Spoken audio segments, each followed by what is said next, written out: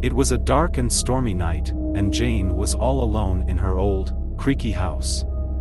She had always been afraid of the dark, but she had always managed to push through her fear in order to live in the house that she loved so much. But tonight, something felt different. The wind was howling outside, and the rain was pounding against the windows. Jane could hear the creaking of the floorboards and the whispering of the wind, and she couldn't shake the feeling that she was being watched. She tried to ignore the feeling and went about her business, but her nerves were on edge. She couldn't shake the feeling that something was wrong. As she was getting ready for bed, she heard a strange noise coming from the attic. It sounded like someone, or something, was moving around up there. Jane tried to tell herself that it was just the wind, but she couldn't shake the feeling that there was something more sinister going on. She decided to investigate. She slowly climbed the stairs to the attic and opened the door. The attic was dark and musty, and the only light came from a small window at the far end. As she cautiously moved forward, she heard the sound of something scurrying in the shadows. She tried to shake the feeling that she was being followed, but she couldn't shake the feeling that something was watching her. Jane reached the window and peered out into the darkness. The rain was coming down in sheets, and she could barely see anything through the thick fog. Suddenly, she saw a figure standing outside. It was a man, dressed in black, with a hood pulled over his head. He was staring directly at her. Jane screamed and ran back down the stairs, her heart pounding in her chest. She locked the door and called the police, but when they arrived, there was no sign of the man. They searched the house and found nothing, but Jane couldn't shake the feeling that he was still there, watching her. For weeks, Jane was plagued by nightmares and strange occurrences. She heard strange noises in the night, and she saw shadows moving in the corners of her eye. She knew that she couldn't stay in the house any longer, but she was too afraid to leave. One night, she was sitting alone in her living room when she heard a knock at the door. She slowly approached, her heart pounding in her chest, and opened the door. There, standing on her porch, was the hooded man. He smiled at her and said, "I've been waiting for you." Jane screamed and ran, but the man was right behind her. She could feel his breath on the back of her neck, and she knew that she would never escape him. As she reached the end of the hallway, she saw a window and knew that her only chance for escape was to jump through it. She took a deep breath and jumped. The next morning, the police found Jane's body in the yard, her neck broken from the fall. They searched the house again, but they found no sign of the hooded man. But some say that to this day, the hooded man can be seen standing at the window, watching and waiting for his next victim. It was a dark and stormy night, the kind of night where the wind howled through the trees and lightning lit up the sky in bright flashes. Inside a private house nestled deep in the woods, a young couple named Sarah and John were settling in for the evening. They had just moved into the house and were excited to make it their own, but as the night wore on, strange things began to happen. The first thing Sarah noticed was the creaking of the floorboards. At first, she thought it was just the house settling, but as the night went on, the creaking grew louder and more persistent. She tried to ignore it, but it was hard to shake the feeling that someone, or something, was walking around upstairs. John, however, was convinced it was just the wind. He laughed off Sarah's concerns and suggested they watch a movie to take their minds off of it. But as they sat in the living room, they heard a strange noise coming from the basement. It sounded like something scratching at the door. John, feeling brave, decided to investigate.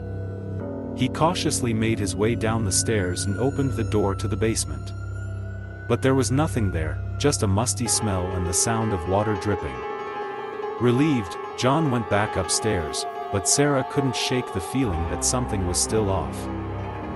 As the night wore on, the strange occurrences continued. Sarah heard whispering coming from the walls, and John saw shadows moving in the corner of his eye. They tried to chalk it up to their imagination, but it was getting harder to ignore. Finally, they couldn't take it anymore. They decided to call a priest to bless the house and hopefully rid it of whatever was causing the strange happenings. The priest arrived the next day and performed the blessing, but as he was leaving, he paused at the door and turned to Sarah and John. "You know, this house has a dark history," he said. "It's been the site of many tragedies. I'm not sure if my blessing will be enough to keep the spirits at bay." Sarah and John were stunned. They had no idea that the house they had just moved into had such a sinister past. But they didn't have long to dwell on it, as that night, the strange occurrences returned with a vengeance. The whispering became louder, the shadows more pronounced, and the scratching at the door grew more frantic. And then, they heard a voice. It was coming from the basement, and it was speaking in a language they didn't understand. John, fearing for their safety, decided to go downstairs to see what was causing the commotion. He opened the door to the basement and was met with a sight that would haunt him for the rest of his days. There, standing in the corner, was a figure shrouded in darkness. It had glowing red eyes and a twisted, distorted face. John tried to run, but the figure reached out and grabbed him, pulling him into the darkness. Sarah tried to rescue him, but it was too late. He was gone, consumed by the evil that lurked in the depths of the basement. From that day on, Sarah was alone in the house. She never heard from John again and could never bring herself to leave. She knew that the spirit of the house would always be with her, lurking in the shadows, waiting for its next victim.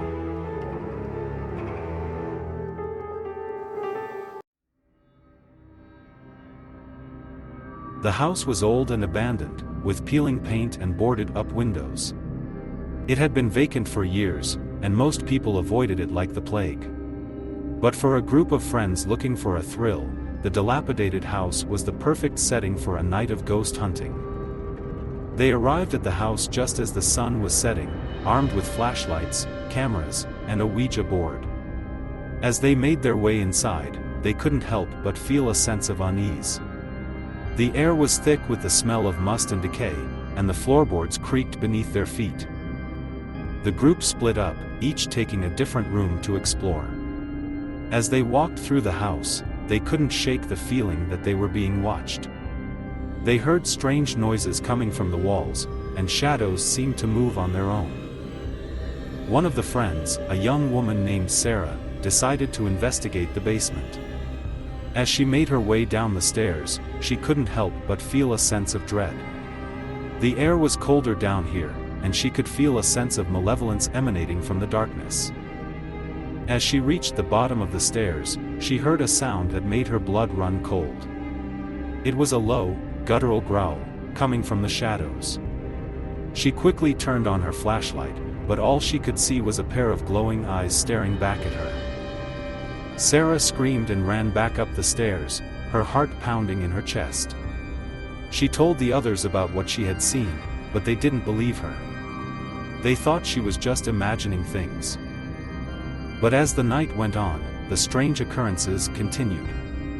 The group heard strange noises coming from the walls, and they saw shadows moving on their own.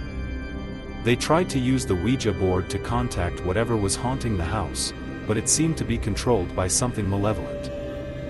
Finally, the group decided it was time to leave. They gathered their things and made their way to the front door. But as they opened it, they were met with a horrifying sight. The house was no longer abandoned. It was now occupied by a family of monsters, with glowing eyes and razor-sharp teeth. They had been waiting for the group, and they were not happy to see them. The friends ran for their lives, but the monsters were fast and relentless. They chased them through the woods, their growls echoing in the night. The group never made it out of the woods. They were never seen or heard from again. And the house remains abandoned to this day, but those who dare to enter it are never seen again. Some say that the house is still haunted by the family of monsters that live there, waiting for their next victims to enter their domain.